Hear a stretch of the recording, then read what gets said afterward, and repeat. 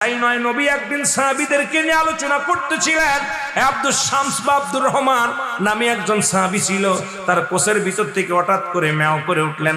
নবীজির সঙ্গে সঙ্গে বলে, হে বিড়াল ছানার পিতা আবু হুরায়রা, জোরে জোরে বলেন মারহাবা।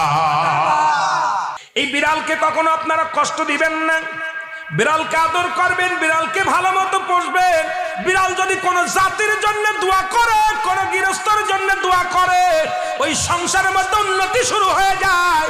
ওই সংসারের মধ্যে আর এক নাম্বার হলো, যে ঘরে বিড়াল থাকে সেই ঘরে জিন আসতে পারে না, জিন বাস করতে পারে না।